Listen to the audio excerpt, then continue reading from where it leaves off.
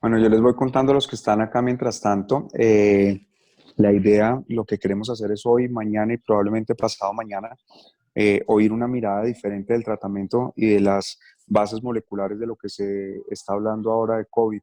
El doctor John Harvey pues tiene una experiencia muy grande y ha definitivamente incursionado mucho en el tema molecular y tiene una teoría bastante interesante y basada en los últimos artículos que hablan bien, mal del tema de la hemoglobina. Pues la idea es poder revisar este tema con él y que nos cuente un poco su experiencia.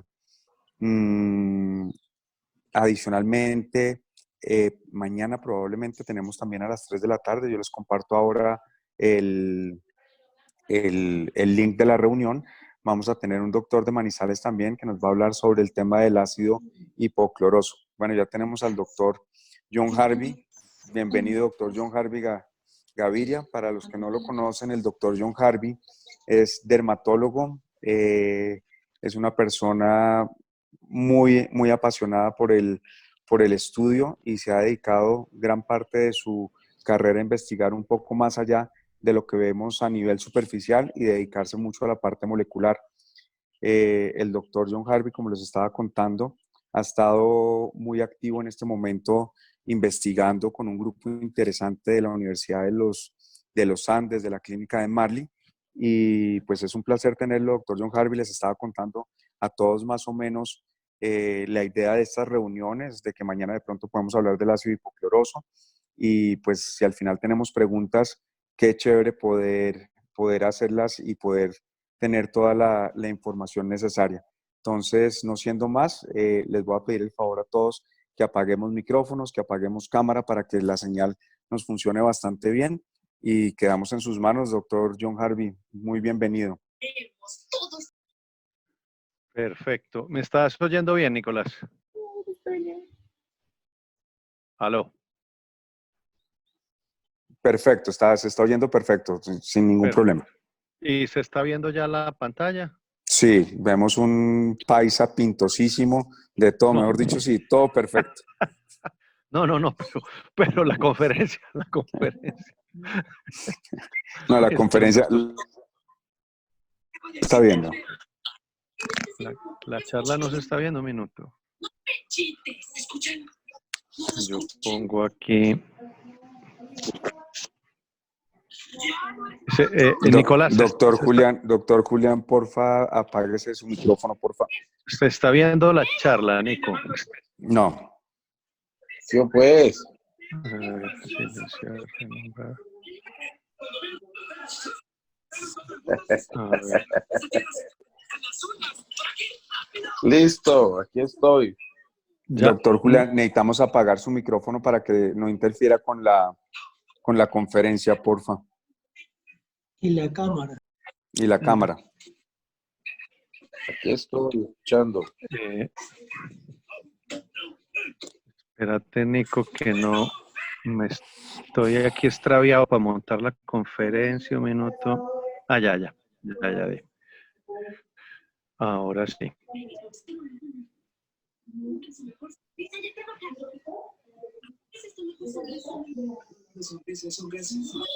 Bueno, hay varios con micrófono abierto.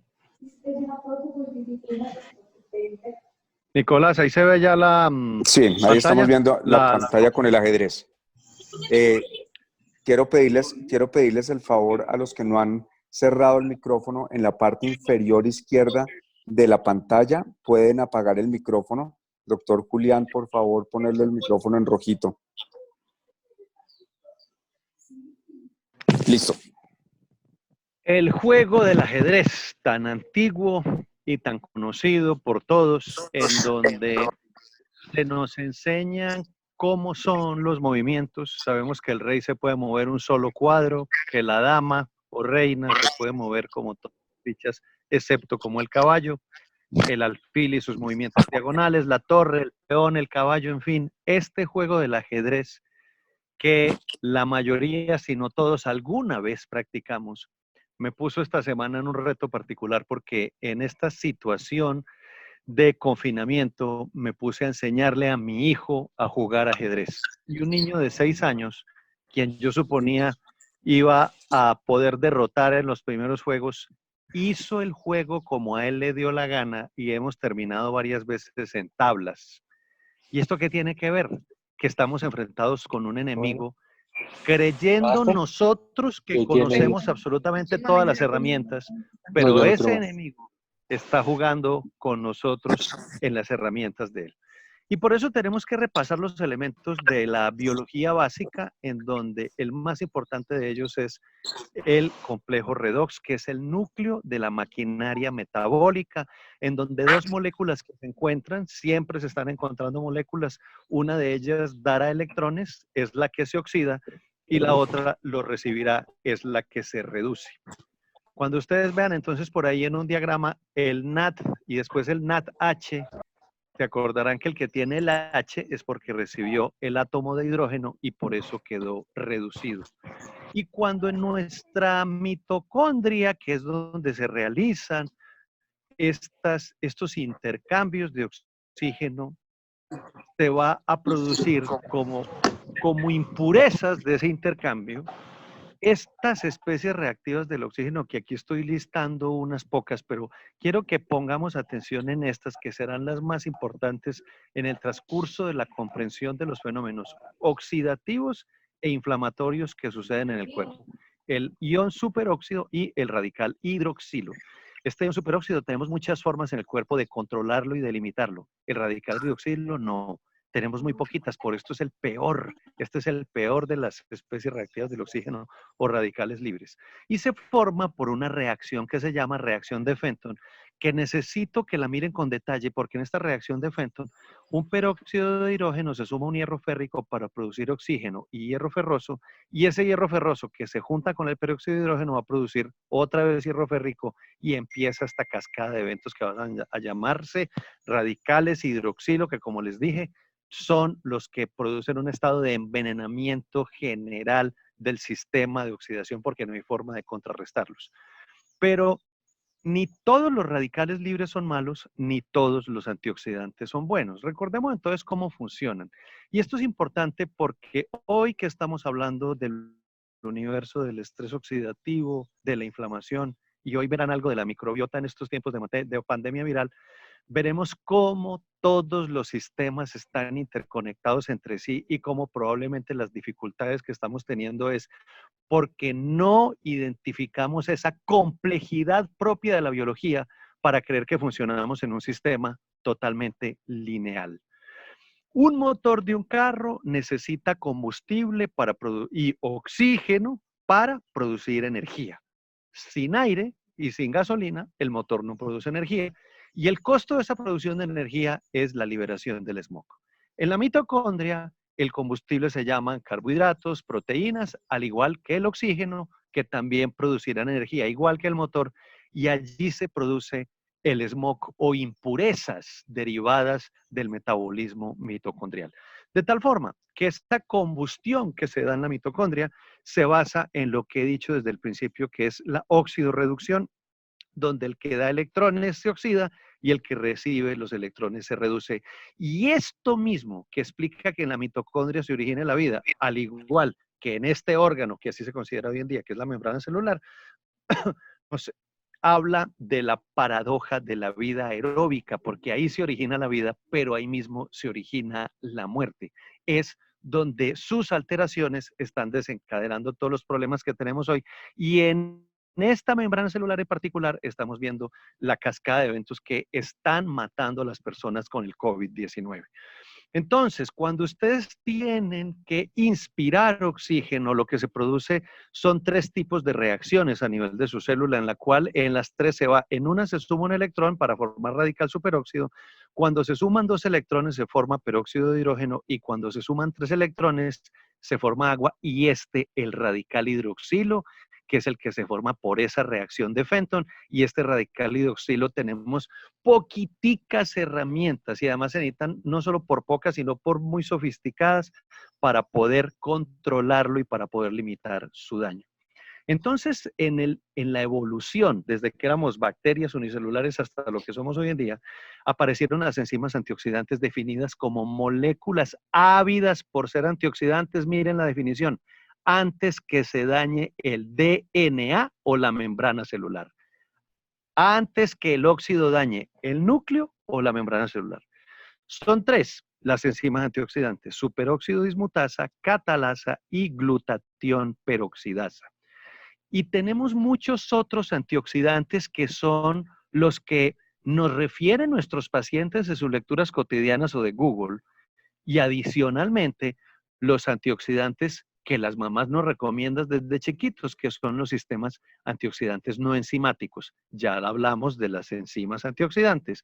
Los no enzimáticos, minerales como zinc y selenio, vitaminas, y estos que están de moda, que son los polifenoles, los flavonoides y los ácidos fenólicos presentes en frutas y verduras y que hoy se están convirtiendo en herramientas terapéuticas muy utilizadas en muchas ramas. ¿Para qué el cuerpo los usa? Para poder establecer el estado de equilibrio que tenemos siempre, porque como les dije en una diapositiva al comienzo, no son malos los procesos oxidativos, porque es gracias a ellos, por ejemplo, que su polimorfo nuclear neutrófilo puede, gracias a ese ion superóxido, fagocitar una bacteria, y es ese ion superóxido el que le da el poder destructor a su polimorfo nuclear neutrófilo.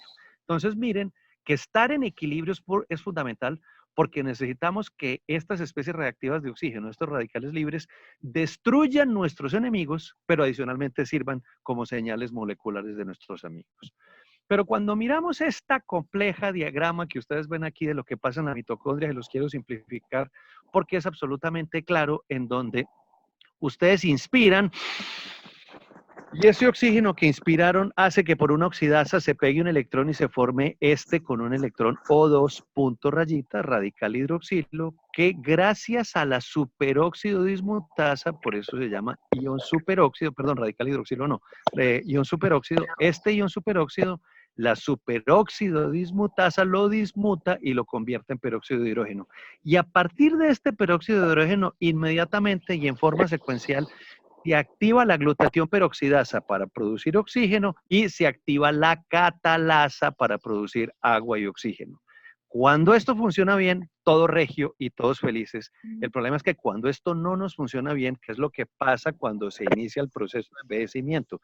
Que la comunidad científica está todo y los indicadores claros de que ese proceso empieza a los 27 años. Esto no funciona bien y hacemos que a partir de este peróxido de hidrógeno, el hierro y el cobre y lo que se llama globalmente iones metálicos covalentes, en donde los más importantes en el humano son hierro y cobre, se produzca a partir de este peróxido de hidrógeno este radical hidroxilo que pudre todo, doctores. Este sí no tiene funciones biológicas positivas conocidas. Solo se sabe que el radical hidroxilo hace daños en los sistemas biológicos. Y esto es tan nocivo en los sistemas biológicos que es gracias a la reacción de Fenton que hoy se produce la descontaminación de aguas o de basuras por el inmenso poder que tiene el radical hidroxilo de destruir muchos elementos biológicos que son, en nuestro caso humano, positivos y si no, son negativos. Aquí vemos entonces que esto fue descubierto en el año de 1876. No existe entonces ninguna mención que podamos decir que es algo nuevo y que por lo tanto, ya que le gusta tanto a muchos, no existe la validación suficiente de que funciona. Está totalmente reconocido en la comunidad científica. Y todo este cuadro que vemos acá es en lo que se basa la vida humana en el tercer planeta después del Sol, y la vida de las plantas y la vida de los animales y la vida de todos los seres vivos que necesitamos de oxígeno para respirar. Y entonces aquí vemos en esta pirámide de los antioxidantes que las más escasas, pero que son las más importantes y por eso están en la parte alta de la pirámide, son el superóxido dismutasa, la catalasa y la glutatión peroxidasa, y el resto de lo que consideramos antioxidantes son absolutamente indispensables, pero lo tenemos en menos cantidad, pero son absolutamente indispensables. ¿Qué se requiere para que un antioxidante se considere como tal? que tenga capacidad para quelar metales. Miren que estamos hablando de hierro y de cobre, iones metálicos covalentes. Un antioxidante debe poder trabajar ahí. Habilidad para recoger especies reactivas de oxígeno, para regenerar nuevos antioxidantes y para reparar el daño oxidativo. La clave, como tantas cosas en la vida, es la sinergia. Y nosotros somos lo que nos comemos, y eso nos lo decían nuestras abuelas desde hace muchísimos años. Pero vamos a recordar cómo se produce esta sinergia a partir de los micronutrientes, porque tenemos 13 vitaminas y 14 minerales que provienen de la dieta, que no nos proveen calorías, porque eso lo proveen los macronutrientes, pero que nos ayudan a que esa comida de los macronutrientes se conviertan en energía. Son calcio, magnesio, fósforo, potasio y sodio. Se llaman macrominerales porque son los que están en mayor concentración.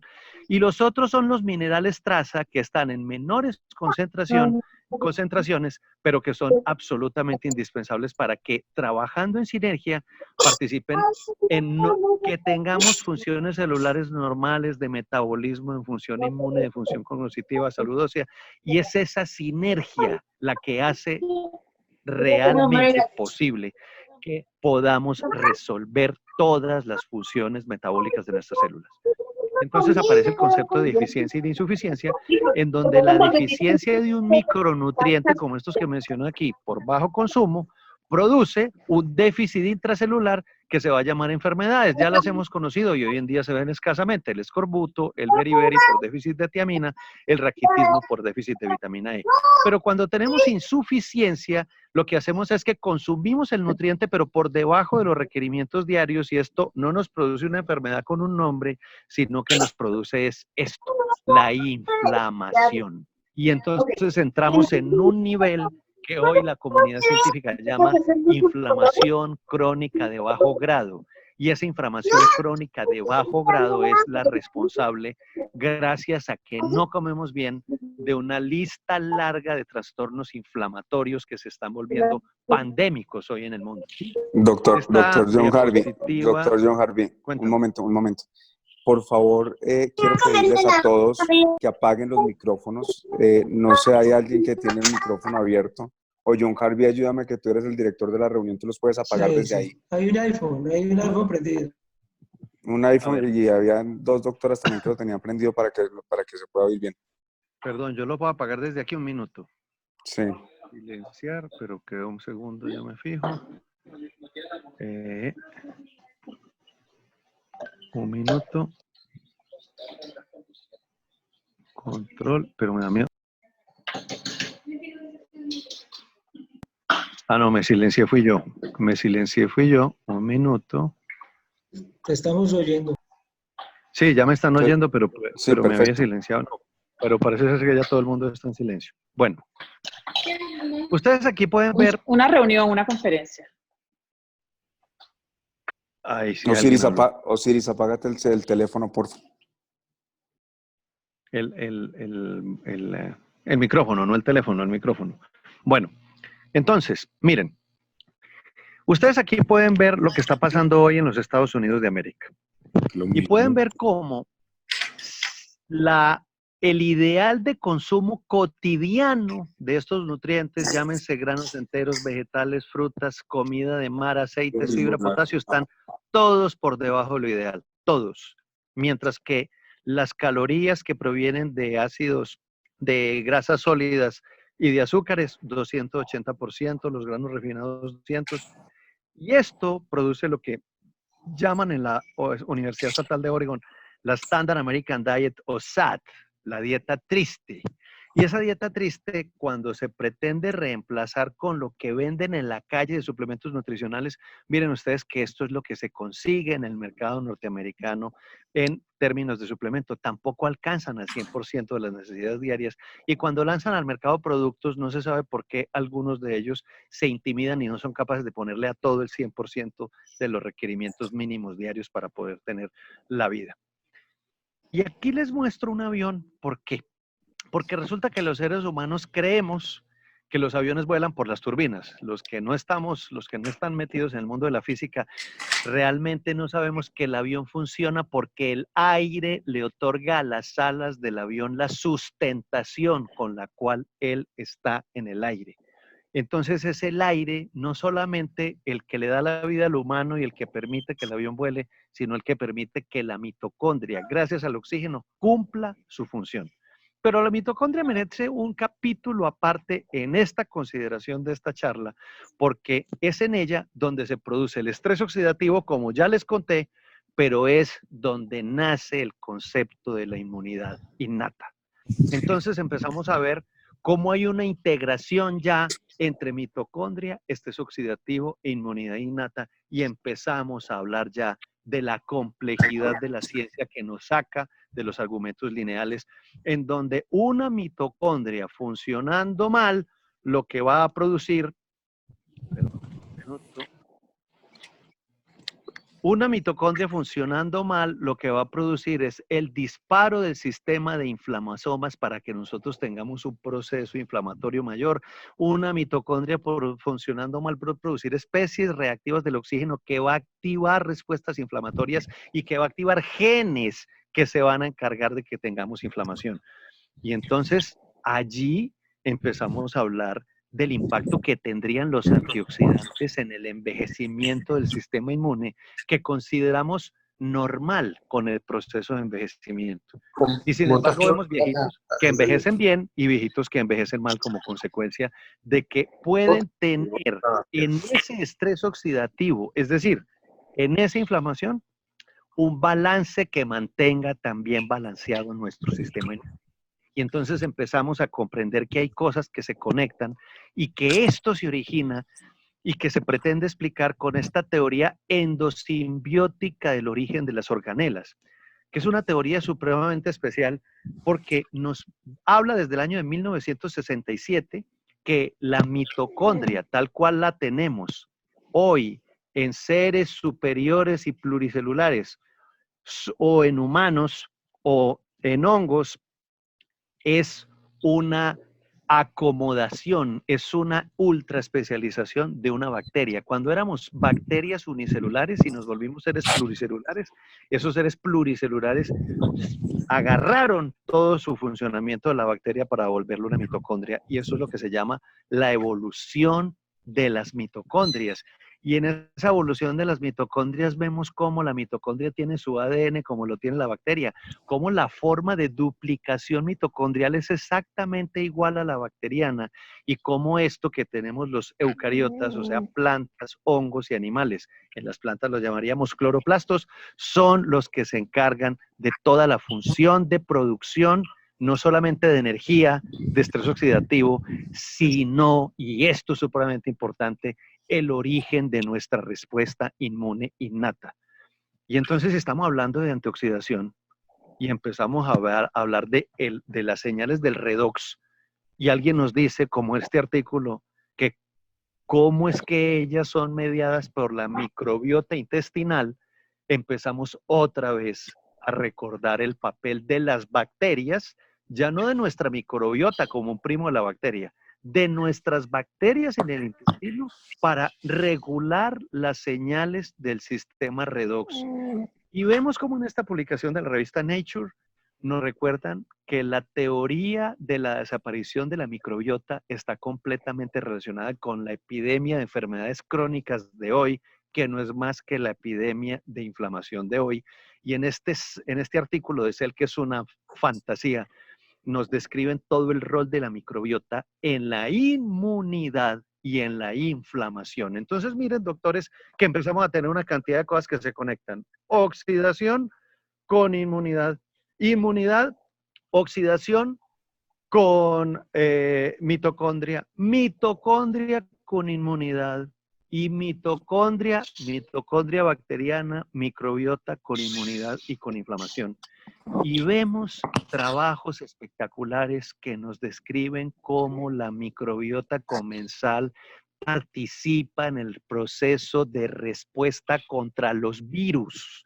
y que no es solamente lo que nos enseñaron en la Facultad de Medicina, que el interferón, etcétera, etcétera, sino muchísimos otros mecanismos en donde aquí ustedes lo están viendo, en donde esta microbiota activa el inflamosoma para que a partir de esas interleuquinas se active la migración celular que va a producir células B, células T, macrófagos, y ellos van a poder atacar los virus que nos están haciendo daño. Y ahí es cuando llegamos al concepto hoy, renaciendo, no renaciendo, el viejo concepto, pero que manejaban fundamentalmente los médicos que hacen medicina crítica, de la tormenta de citoquinas, y cómo esta tormenta de citoquinas se explica porque nosotros tenemos dos tipos de respuestas inmunes, la que es la que nos defiende, en donde esta infección no letal, gracias a que nuestro sistema inmune reconoce rápidamente al agente agresor, recluta células y cuando la recluta desencadena respuestas de interleuquina 6, de factor de necrosis tumoral, para que al desencadenar esa respuesta podamos volver a la homeostasis, acabando la infección y sobreviviendo nosotros como huéspedes. Pero mire lo que pasa cuando se habla de infecciones letales en donde hay una evasión, en donde el germen o enemigo que nos ataca se puede esconder del sistema inmune, de tal forma que cuando tenemos esa respuesta ya es atrasada, y miren que aquí es donde está el punto de crecimiento del patógeno.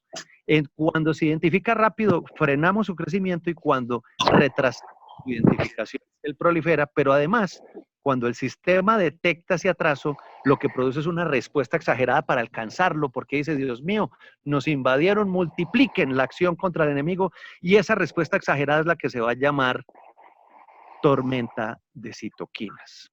Y esa tormenta de citoquinas es la que nos está matando en esta y en otras enfermedades.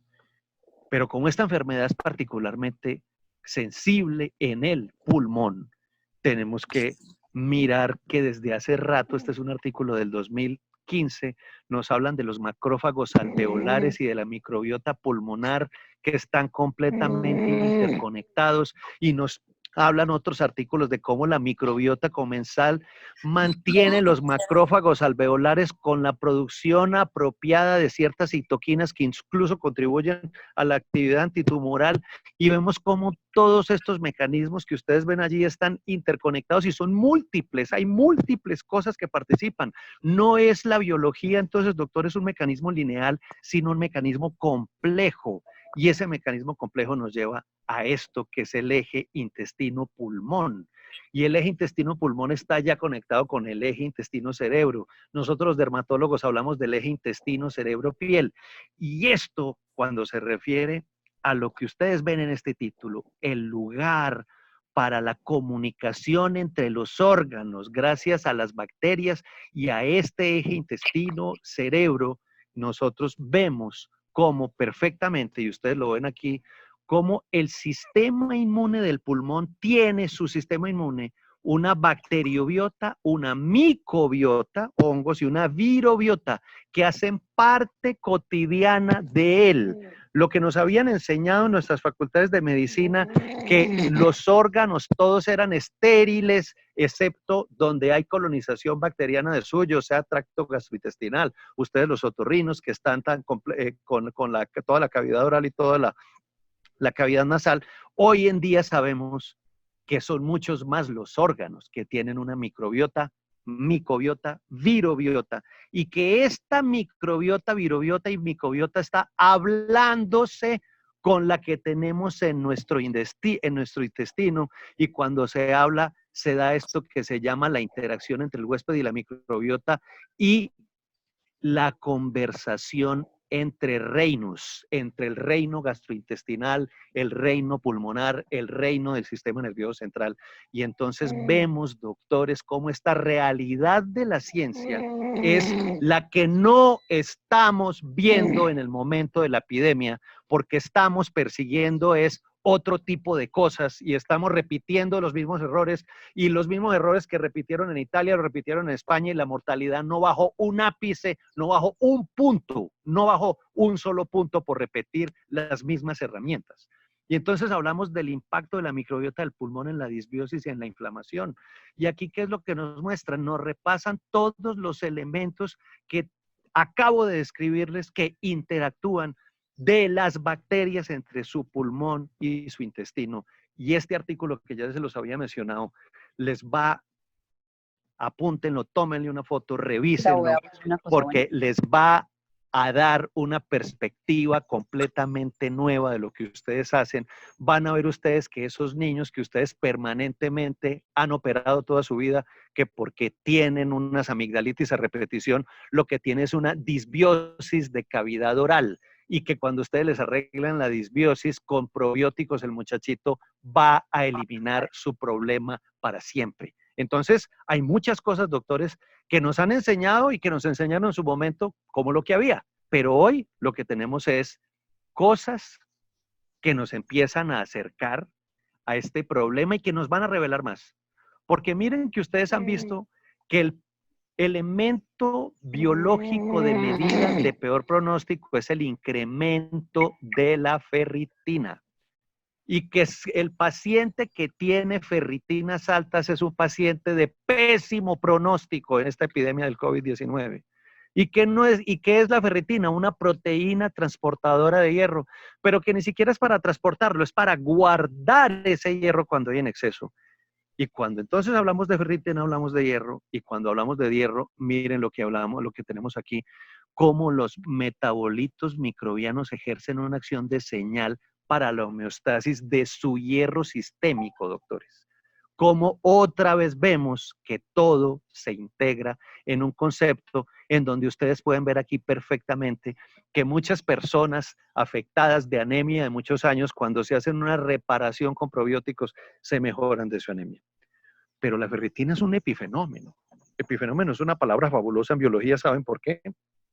Porque fenómeno significa que no sabemos si es causa o es consecuencia, porque no lo sabemos, simplemente está ahí. No sabemos si la ferritininemia tan alta que tienen estos pacientes o la hiperferritininemia que tienen estos pacientes son causa de la muerte o son consecuencia de lo que está pasando. Y entonces tenemos que revisar cuál es el concepto de la ferritina para que podamos con eso entender qué herramientas terapéuticas podíamos llegar a tener. Y aquí, en esto que no tiene nada que ver con la epidemia viral, ¿no? Y esto es un artículo del año 2014, nos hablan cómo el ácido alfa lipoico contribuye en forma eficaz. Es probablemente uno de los moléculas y suplementos nutricionales quelantes de hierro más eficaz para resolver este problema de la sobrecarga de hierro, que es el asunto que hoy está en el núcleo de los epifenómenos que no podemos entender. Doctores, es en 360 grados como tenemos que ver la medicina, porque esta medicina que parte de esa reacción de Fenton que les describí al principio, que produce esos radicales hidroxilo que pudren todo y que dependen del hierro, nos recuerdan lo que pasa en los sistemas aeronáuticos. Los aviones hoy en día no se caen, los aviones los tumban los pilotos. Un avión no se cae porque un avión está construido con sistemas... Vamos a entrar. Listo. Listo. Estos sistemas redundantes de los aviones conectan absolutamente todo para que unas funciones reemplacen a otras. Y entonces, esta visión lineal de problemas, de causa, efecto, problema o de diagnóstico y etiqueta, esto se llama la visión lineal de la realidad. Y así no funciona la biología, doctores. Así nos la enseñaron a nosotros, pero resulta que así no funcionan.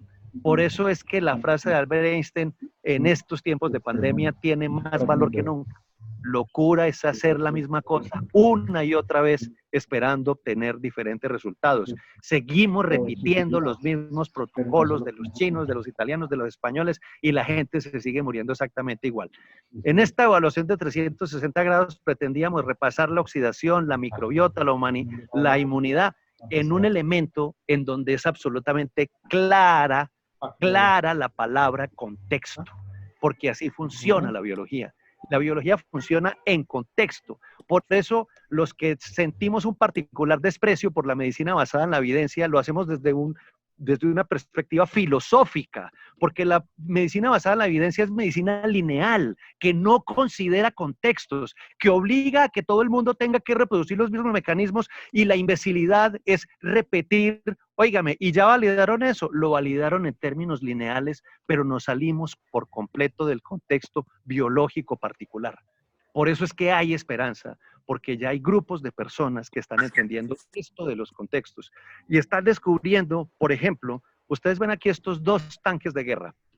El uno es de verdad y el otro es un tanque inflable, construidos en la Goodyear en los Estados Unidos para ponerlos, y miren ahí cómo levantaban ese tanque inflable, para ponerlos a la vista de los extraordinarios visores nazis que tenían en sus aviones y para que los nazis creyeran que iban a ser invadidos por una fuerza terriblemente grande cuando de tanques y de aviones que eran todos inflables.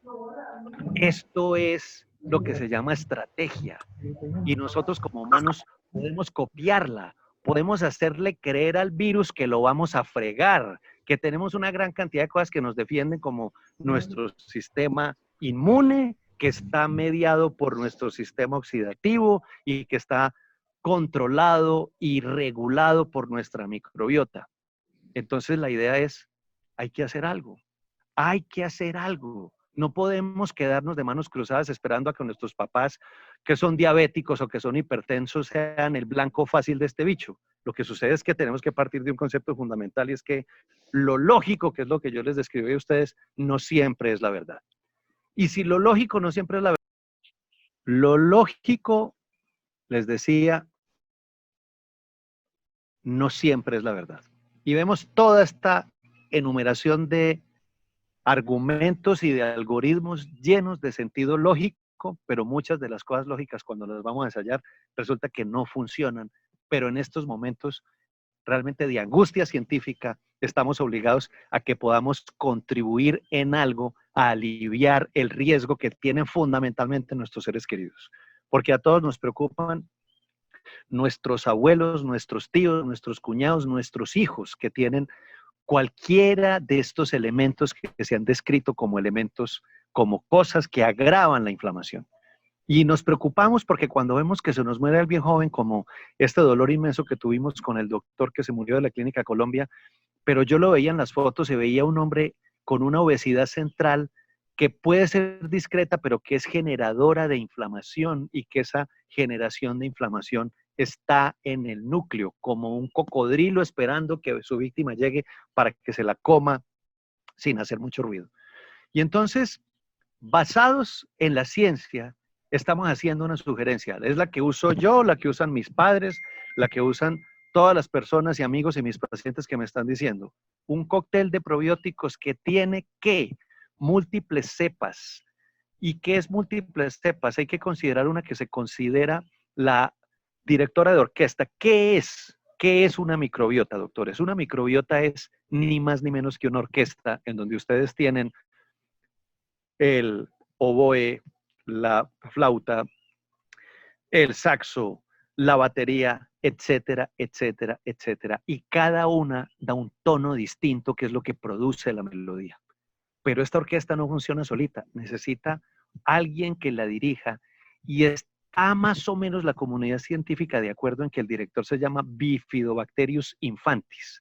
Ahorita lo buscan en Google, Bifidobacterium infantis. Y ese Bifidobacterium infantis es el que se encarga en el niño de que se pueda producir, en el niño recién nacido, de que se pueda producir una colonización apropiada de todo el tracto gastrointestinal. Pero el Bifidobacterium infantis solo no hace nada. O como los probióticos que les mandan a sus hijos los pediatras que tomen Enterogermina Plus, un producto espectacular, pero que tiene nomás Bacillus clausi, tiene una sola cepa, una.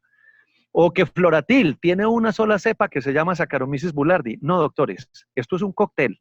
El inconveniente de los cócteles de probióticos es que aquí y en Cafarnaún los probióticos son muy caros porque su sistema productivo es sofisticado y su sistema de transporte es aún más sofisticado para que estas bacterias liofilizadas en frío no se deterioren. Y a esto se le suma el cóctel de antioxidantes que tiene los que estamos usando nosotros, una base de superóxido mutasa, de lipoico y de curcuminoides nanoencapsulados. Y a partir de esa base, lo que ustedes consideren de sus revisiones que va a servirle a una persona comprendiendo que todo antioxidante es un potencial prooxidante y que no es, doctores, que porque en lugar de tomarme una pepa de Centrum me va a tomar 20, entonces voy a estar más aliviado. No. La idea es que las dosis tienen que ser cercanas a lo que conocemos como dosis recomendada diaria para que podamos tener una acción positiva. ¿Qué sucede? Que si el estrés oxidativo acumulado es largo, lo que nosotros tenemos que hacer es una dosis de impregnación inicial que puede durar 5, 10, 12 días. Eso todavía no hay consensos en la comunidad científica, y los consensos es muy bueno que no los haya, porque la ciencia no se puede basar en democracia. No es que todos votemos a ver si estamos de acuerdo en que hay que tomar 5 o 10 días. No, la ciencia se tiene que basar en hechos y los hechos se tienen que comprobar. Pero en este momento, como no tenemos tiempo porque la epidemia nos está matando, tenemos que arrancar con algo que sea creíble y fundamentalmente que no tenga efectos colaterales indeseables conocidos, para poder asegurarle a nuestra familia, a nuestros amigos, a nuestros pacientes, que hay esperanza y que no nos tenemos que quedar cruzados de manos esperando que un infame virus llegue a nuestro pulmón y nos mate en forma de misericordia. Muchísimas gracias.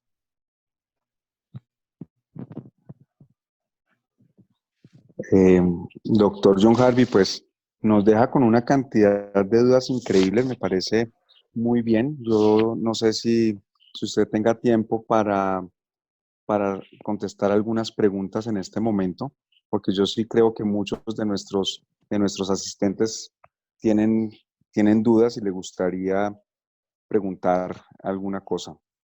Adelante, adelante, adelante.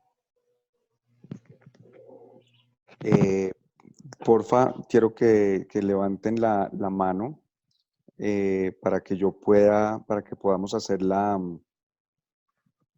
disertación con el doctor John Harvey. Luis Felipe Mora, quiero hacer una pregunta. Perfecto, Luis Doctor Felipe. Luis Felipe, adelante. Doctor, gracias. Verdad que impresionante su charla.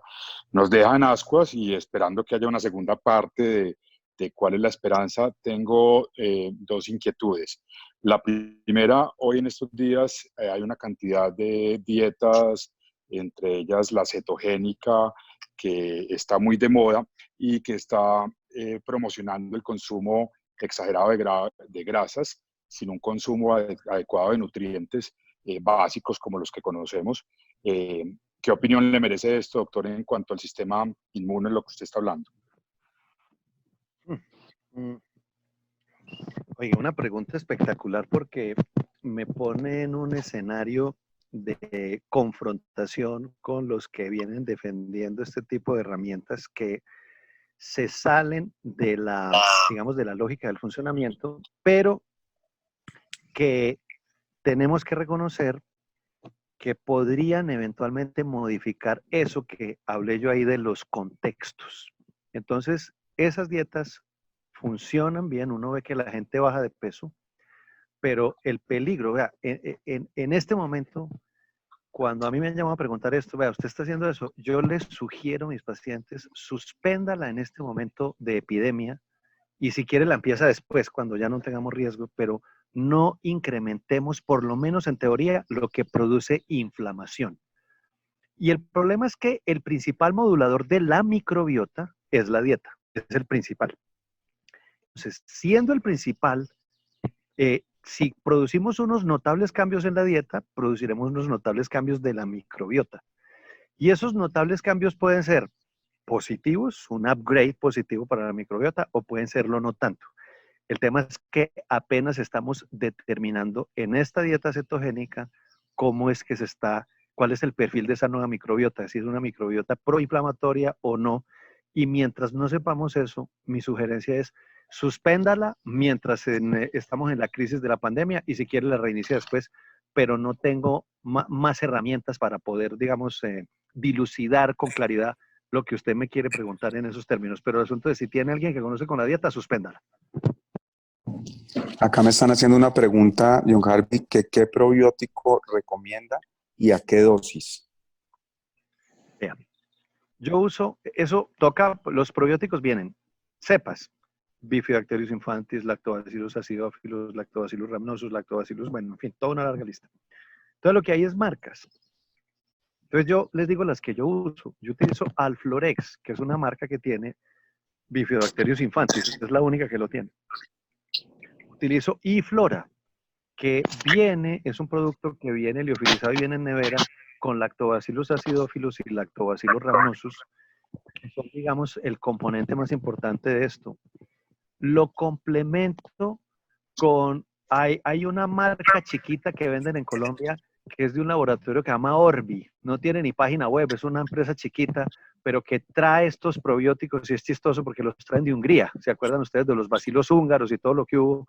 Pues resulta que eso no es chiste. Los húngaros llevan años investigando después de que se dio el boom en los años 60 y 70 de los bacilos húngaros. Crearon toda una modalidad para trabajar en esto, todavía bajo el régimen soviético. Y tienen muchísima experiencia en producir cosas de muy buena calidad. Los húngaros que hoy ya no son pues más comunistas, pero que les quedó toda esa formación.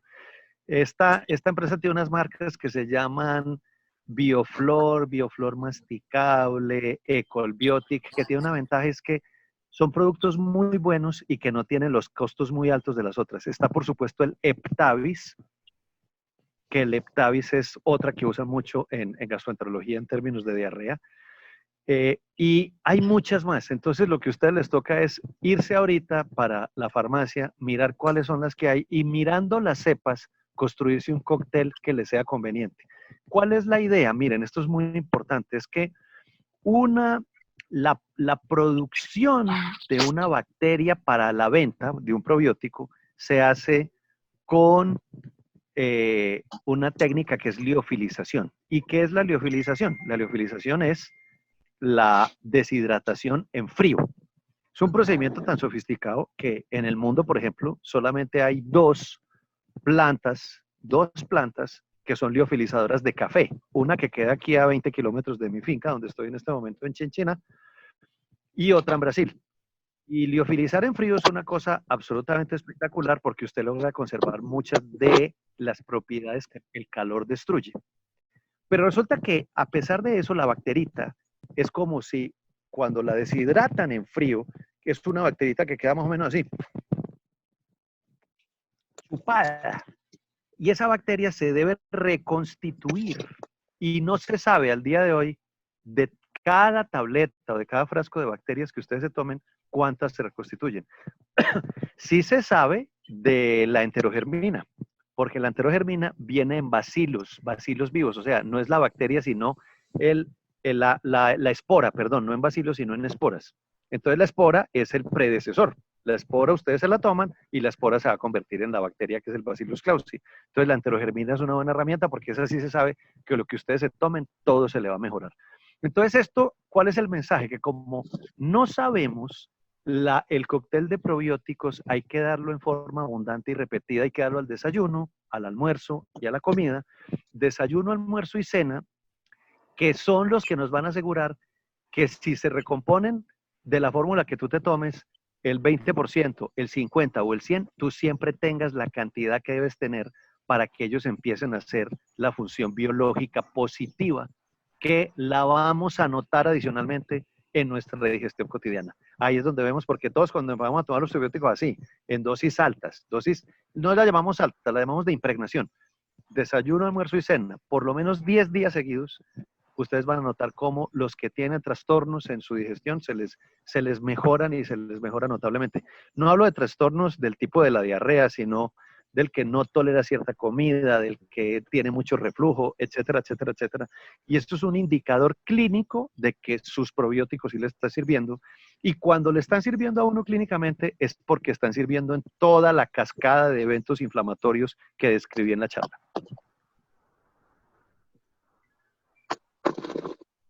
Hay otras dos preguntas.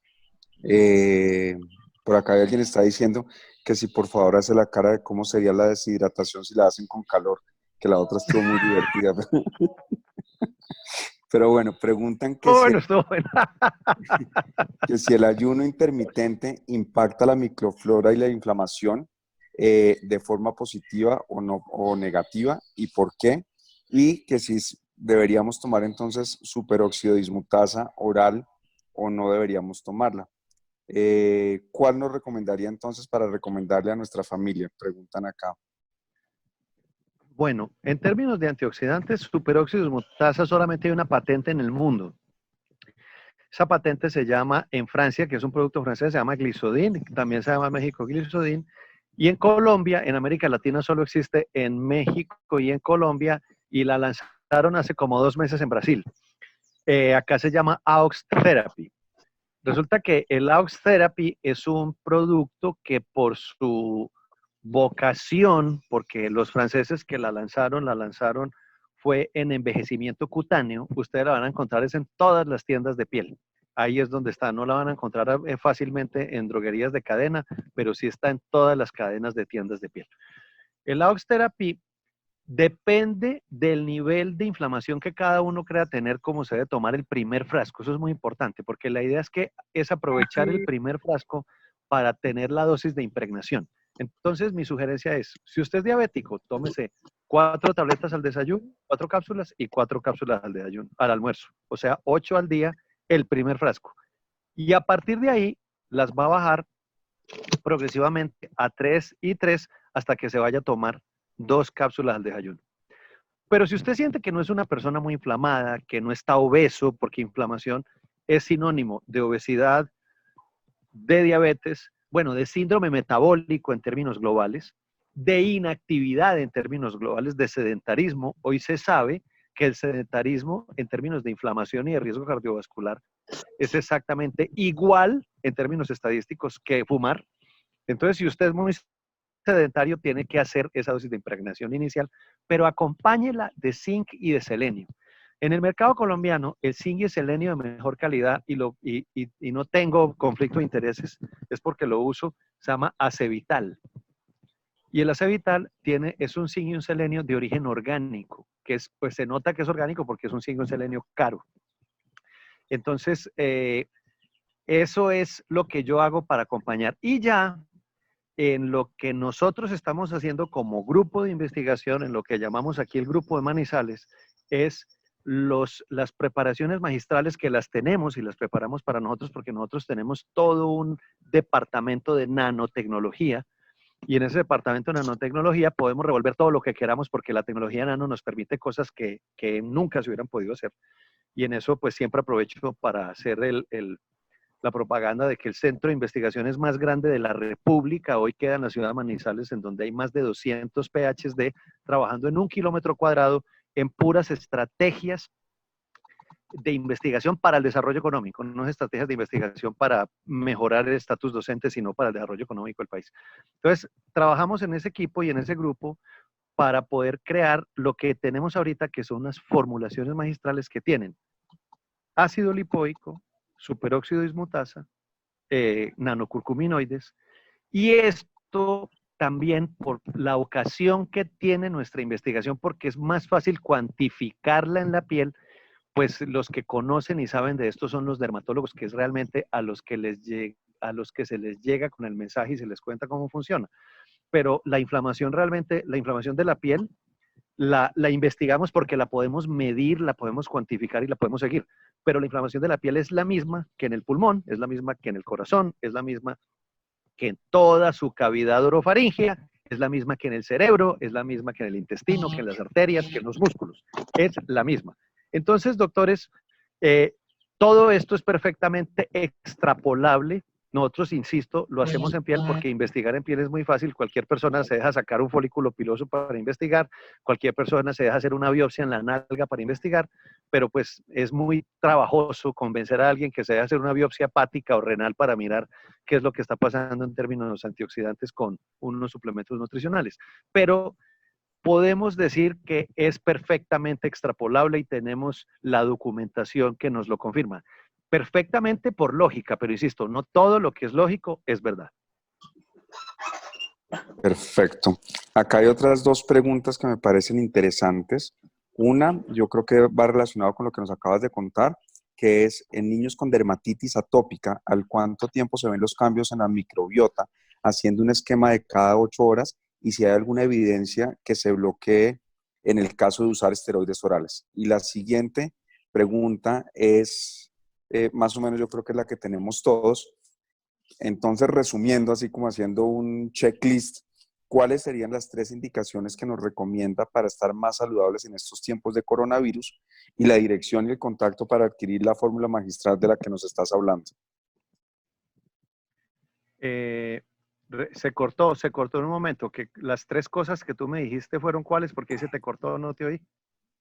Perdón, que la recomendación sería, entonces, que resumiendo, ¿cuáles serían las 3 indicaciones que nos das para estar más saludables en estos tiempos de coronavirus y la dirección del contacto para adquirir la fórmula magistral de la que hablas? Bueno, la dirección del contacto se las resuelvo fácil. Ojalá todos tengan Instagram. Busquen @Inbiotech en Instagram. Y ahí le escriben por el Instagram a la compañía que es la que está fabricando estas fórmulas magistrales y les revela dónde las consiguen, en dónde están disponibles en Colombia, etcétera, etcétera, etcétera. Entonces, @Inbiotech, que escribe Inbiotech, CH al final, @Inbiotech. Y ahí van a poder tener toda la información.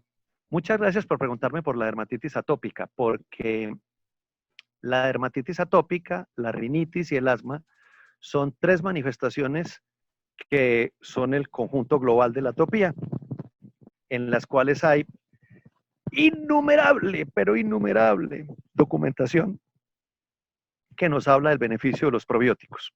Como nosotros lo que hacemos es investigación para obtener resultados que nos permitan seguir adelante en ella, digamos que no tenemos investigación en niños, sino en dermatitis atópica del adulto, porque esa es la incurable, intratable, imposible de manejar. Los dermatólogos tenemos siempre ese chiste en los congresos: óyeme, te tengo un atópico adulto para mandarte a tu consulta, porque es una cosa realmente compleja y difícil. Y la experiencia que tenemos en este momento, tenemos 28 pacientes en un protocolo. Es absolutamente sorprendente porque de los 28, 20 tuvieron una desaparición y descrita por ellos como nunca la habían visto en un mes del protocolo con probióticos, pero era tomándolos diario durante un mes. Y esa desaparición fue en rangos mayores del 80%. La pregunta que nos hacemos es por qué nos quedaron esos 8 pacientes que no mejoraron tanto. Y es ahí lo que estamos mirando en lo que escribí ahí. El contexto. Hubo algo en el contexto de esos pacientes que nosotros no logramos encontrar. Y es porque no hacemos bien la historia clínica. Eso lo tengo absolutamente claro, porque cuando hacemos bien la historia clínica, preguntamos cosas que habitualmente nunca preguntamos a nuestros pacientes, como por ejemplo, ¿cuántas copas de vino se toma por semana? Porque el vino es un factor proinflamatorio y deberíamos tener ese tipo de preguntas presentes. Entonces, y la otra es, ¿cuál es el papel de los corticoides? Miren, siguen funcionando, pero los corticoides, eso es una pregunta que me permite hablar de algo que mañana, a esta misma hora, el doctor Darío Patiño Gutiérrez nos va a resolver. Porque cuando ustedes oigan al doctor Darío Patiño Gutiérrez, van a estar hablando a un genio, un médico internista, genio de la bioquímica y de la química, que fue el que hace 40 años empezó en Colombia el uso del ácido hipocloroso, que hoy en día algunos lo sacan como la gran novedad. No, gran novedad en el resto de Colombia, pero en el eje cafetero lo usamos hace 40 años y se conocen y conocemos todas las indicaciones, contraindicaciones, y mañana en la conferencia ustedes van a ver esto. El doctor Darío Patiño Gutiérrez es experto en corticoides y en corticoterapia. Mañana le voy a preguntar, porque voy a estar ahí, cómo el corticoide cambia por completo su acción si logramos intervenir en el momento que es. Y el tema es que si lo hacemos en el momento que es, vamos a ver resultados, pero si lo hacemos extemporáneamente, no vamos a ver resultados. Entonces, el uso de corticoides es un complemento ideal en todas estas terapias que estamos hablando de control de inflamación, pero tenemos que tener presente que debemos usarlo en el momento que es. Por eso hay hoy en los grupos que están discutiendo de herramientas de solución de la inflamación por coronavirus, gente que dice, vea, el corticoide hay que darlo cuando el paciente llegó por primera vez a urgencias. Hay otros que dicen con estos mismos argumentos lógicos que no, que porque la viremia, etcétera, etcétera. Pero hay una gran documentación que habla de esto. Pero ayer hablaban con el doctor Carlos Aramillo, el autor del libro El Milagro Metabólico, que es un experto en estos temas de metabolismo, y me ponía un tema del cual nunca había estado yo presente, lo había tenido presente, y es el equilibrio simpático-parasimpático. Y cómo este equilibrio simpático-parasimpático está perfectamente modelado por la presencia de corticoides. Y como un paciente que está ya en las últimas en una de cuidado intensivo tiene apagado el parasimpático, y cuando ustedes le dan corticoides le acaban de apagar el parasimpático, y la respuesta será peor porque no se va a defender. Entonces miren que de eso mañana aquí vamos a hablar con el doctor Darío Patiño Gutiérrez, que ese hombre sí que tiene cosas basadas en la ciencia para contarnos de eso. ¿Qué es, para terminar, lo que yo les sugiero? El cóctel de antioxidantes. Hay que tomar el cóctel que tiene superóxido dismutasa, lipoico y curcuminoides. Ahí en @Inbiotech se los proveen. O si no, en la tienda de piel consigan Austerapy. Tiene que tomar el cóctel de probióticos. Ahí mencioné una larga lista de marcas, pero si no, váyanse para la farmacia y mírenlas. Lo importante es que sean multicepa, Y todo esto se toma en la mitad de la comida, evitando que sea muy caliente, que sea tibia a fría. Eso es, digamos, el consejo en tiempos de pandemia, para que podamos tener una respuesta inflamatoria leve, y con una respuesta inflamatoria leve ni nos demos cuenta que somos COVID-19 positivos. Bueno, doctor John Harvey, quedaron varias preguntas en el tintero. Hubo gente que quedó muy preocupada con el tema del BIN. Porque hablaban que 1 o 2 copas de vino al día pues eran favorables para otras enfermedades. Un tema, el último tema como para aclarar y terminar, porque mañana pues podemos, yo creo que el doctor John Harvey mañana va a estar con nosotros también, podemos, si tienen alguna otra pregunta, mañana cuadrarlo. Es el tema del ayuno intermitente. Está muy de moda el ayuno intermitente. Eso nos quedó en el tintero un poquito para ver si nos aclaras eso. Bueno, pero está muy de moda porque está saliendo en las revistas de moda. Pero lo que hay en términos de ciencia detrás del ayuno intermitente es soberbio. Y es soberbio porque es sorprendente, doctores. Todas las religiones, y por eso volvemos a los 360 grados, todas las religiones proponen el ayuno como una herramienta de mortificación para resistir la tentación. Y resulta que cuando ustedes revisan el elemento más allá de lo espiritual, van a descubrir que lo que hace el ayuno es producir una optimización de todas las funciones biológicas alrededor de un tema que de pronto mañana lo tocamos con el doctor Darío, que es el ritmo circadiano. ¿Qué les enseñaron a ustedes en la Facultad de Medicina ritmo circadiano? Ustedes les dijeron esto. Doctores, ustedes tienen en la retina un nerviecito, una ramita chiquitica que se va hasta el hipotálamo y se llama tracto retino-hipotalámico. Y ese tracto retino-hipotalámico tiene una sola función, y hasta el día de hoy no se le ha descubierto otra, que es decirle al hipotálamo, hay luz, hay luz. Entonces siempre creemos, está de día. No, no, no, hay luz. El hipotálamo no sabe qué tipo de luz. Y ese hipotálamo inmediatamente desencadena toda una cascada de hormonas para que el cuerpo se levante. Entonces, que se activa todo, que el sistema reticular activante, que bla, bla, bla, bla, bla, que el cortisol, que todo esto que tenemos. Entonces, resulta y acontece que cuando acudimos al ayuno intermitente, la sugerencia, entonces hoy ya empiezan a aparecer escuelas. Entonces hay los que dicen que el ayuno intermitente son 16 horas. O sea que usted desayuna y almuerza y hasta el otro día.